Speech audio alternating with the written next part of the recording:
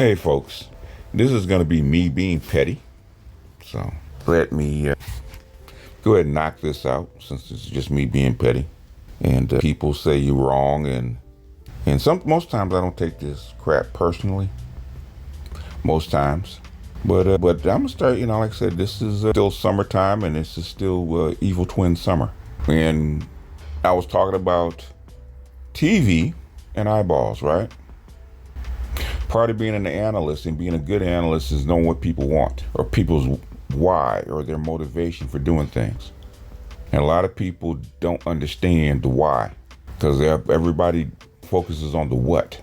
Now, when I was taught about Deion Sanders being a rainmaker and Jackson State dropping the bag and making money and talking about eyeballs, right? Because that's what TV wants. That's what television stations want. That's what TV networks want. That's what you make your deals with. Does it happen instantly? No, it does not. It does not happen instantly. It happens over time just like anything else. Happens over time like anything else. But this is why Jackson State dropped the ball. Now, Colorado, we'll get into that later. Colorado, 2 games in a row, had the highest ranked college football game on that day. Kudos to them, kudos to Deion. And that's they're calling it the Deion effect already. But I just want to highlight this. Now, this is from Clutch Points. FMU, Jackson State, Virginia Union Morehouse television viewership revealed. Now, the reason they're getting televised on Labor Day is because of what Deion did at Jackson State. Even today, there's still a residual effect with Jackson State and them getting televised. But we're going to read a little bit of this and we're going to get to the point because it does make a point of what I want to highlight. The nationally televised matchups between Florida A&M and Jackson State, as well as Morehouse Virginia Union, drew a large audience on Labor Day weekend. Both games kicked off on Sunday and operated a virtually exclusive window as the majority of college football games for the weekend were played on Saturday, with a select few that kicked off on Thursday and Friday. The Orange Blossom game drew 438,000 viewers, while the Black College Football Hall of Fame Classic drew 168,000 per report by Sports TV ratings. Right there, it tells you that what? Name recognition and stuff, or the residual effects of just Deion Sanders almost got you a 4 times increase. Just that alone, right? Those are eyeballs. But this is the Deion effect. The Orange Blossom Classic, broadcasted on a main channel, ESPN, this year, had a high viewership and will still be one of the most viewed HBCU football games of the season. However, viewership saw a sharp decline from last year's number.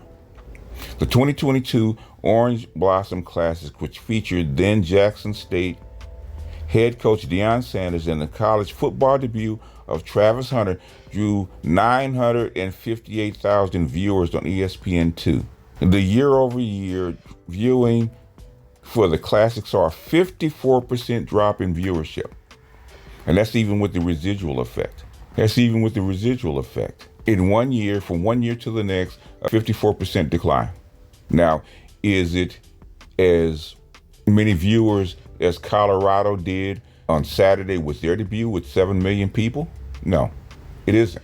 But Colorado had hyped Deion Sanders even before he even got hired at Colorado.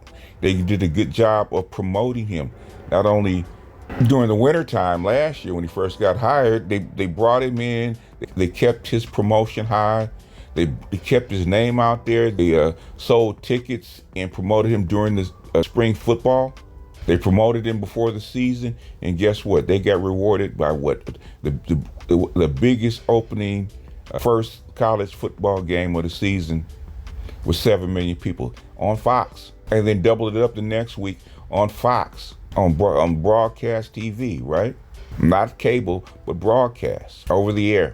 It's called eyeballs.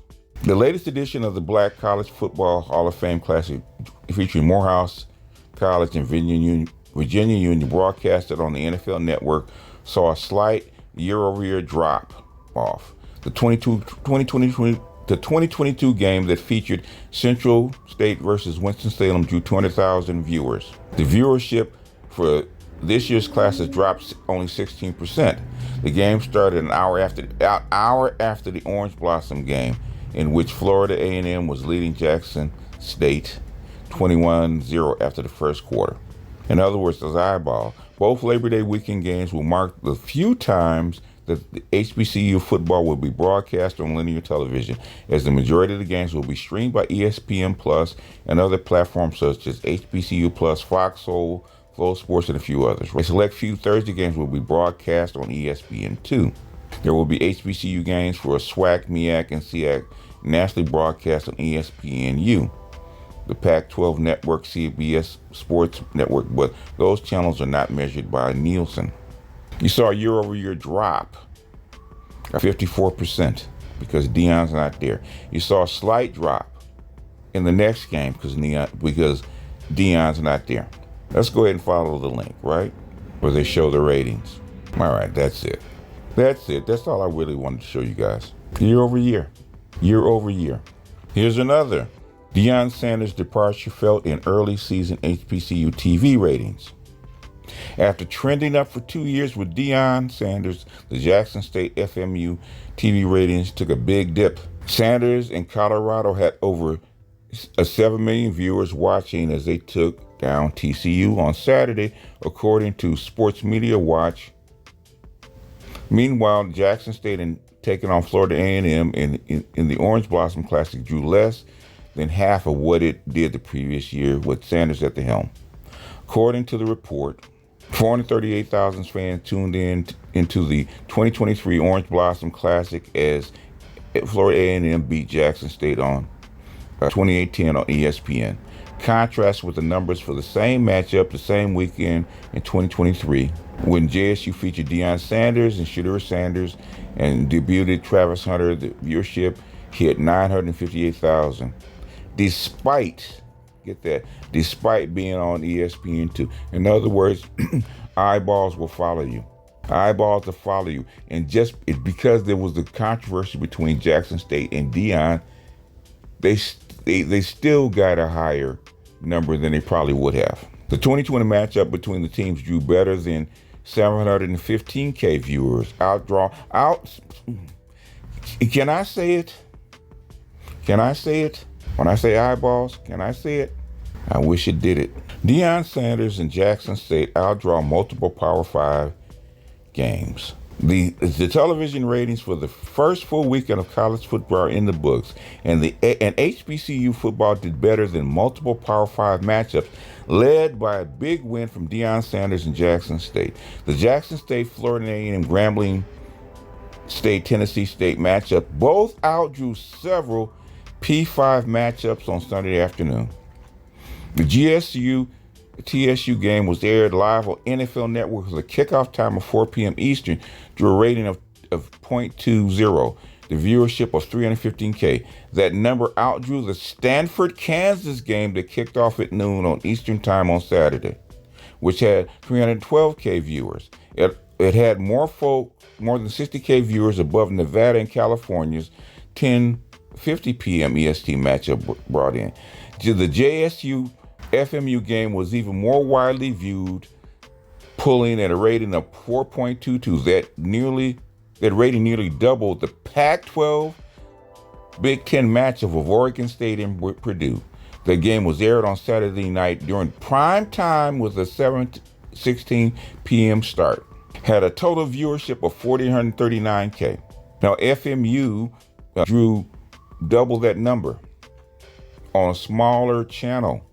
By comparison, the average of 715K viewers saw Deion Sanders lead his team to a 7-6 win over Florida A&M on ESPN2. A third HBCU game was televised but did not register on Showbiz daily rating system. The game was an inaugural Boeing Red Tails Classic, which saw Fort Valley State dominate Tuskegee on Sunday night on ESPNU. And that's 2021. That was 2021. 2021, because of Deion Sanders, outdrew 5 Power 5 football games. Had nothing the fuck to do with conference. And the next year did even better. And guess what it did? It pulled up the whole profile of all the HBCU football teams. The whole profile, which is what the fuck I was trying to say. It's everything to do with conference. It's conference that gets you the ratings. It's conference that gets you the TV contract. Has conference that bring you the eyeballs. I got one word that I make too. Bullshit. Bullshit. Where do they make you guys at? I'm an analyst. I do not follow fucking tradition unless tradition leads me in the right way. Unless tradition leads me to the truth. 2 articles, 2 years in a row, saying the exact same thing that I've been telling you. Then this is why not only did Jackson State drop the bag, but all the HBCUs dropped the bag. All of them. Which is what I was trying to tell you. Eyeballs. And instead of fighting Deion Sanders and undermining Deion Sanders, all the HBCUs should have got up some money and paid that man's salary, which is what I was trying to tell you. Proof is in the pudding. It's in the record. It's in the articles that you didn't read, because guess what? You wanted an outcome. You have a worldview that you're trying to prove instead of finding the truth. Basically what the Bible said, truth shall set you free. Some people don't believe it. And some people, what is it? The blind leading the blind. Because you want to be right. I'd rather be accurate than right. Carolyn Mays taught me that some 30 years ago. 1995, 94 really. I don't have a need to be right. I have a need to be accurate. And I'm human just like anybody else. I want to be right, but I have a need to be accurate first. You want to know why people follow me? You know why even people that don't like me, follow me? You want to know why, even though I don't promote myself, and people can tell you, because my subs was telling I had people that don't like me tell me the exact same thing. B just never promotes himself. B just never asks for money. And B just never really pushes himself out there. Because trust and believe, I've been asked. I've been asked. I could be on the hype train just like a whole bunch of people. And I'm not mad at Angry Man and O'Shea and other folks, man, for making their money, man, or making their paper, man. I told them back then they should. In fact, I got PhDs that are with me, not under me. They're over me, actually. I always tell them they're smarter than me. That I don't believe in poor righteous teachers. I told Dr. T. Hassan that the first day.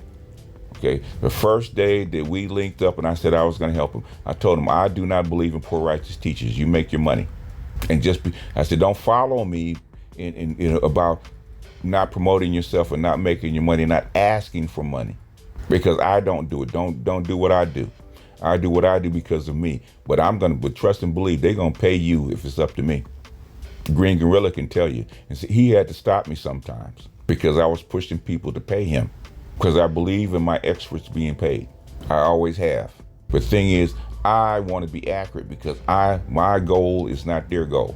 And I said this about Deion Sanders. I said this about eyeballs. I said this about promotion. Why the hell do you think all those people, like why do you think basically LeBron James moved to Los Angeles, put himself under the Lakers to win a championship? No. To win games? No. He came here to promote himself because LeBron James, who is now a billionaire, wanted to be a billionaire. And this was the best place to do it because guess what? This is where the eyeballs are. Hell, why do you think Deion Sanders and basically Russell Wilson wound up in Colorado at the same time? Why do you think that is? Why do you think basically Deion Sanders picked Colorado over Cincinnati when Cincinnati already had a winning team? Why do you think they picked poor-ass Colorado? And that's just conspiracy. But the thing is, we can't go by conspiracy, can we? Why do you think Russell Wilson married Sierra when there's 4 billion women in the planet that would have married him? Why do you think the Kardashians got Kanye West? How did Kanye West go from $60 million in the holes to being worth over $3 billion? Things that make you go, things that keep you up at night, things that touch your soul in your dreams. Get out of your box. Complex design. Get out of your goddamn block. Stop trying to be right and start being accurate. And that's your fucking problem. You want to be right instead of being accurate. Anyway, with that, I'm out.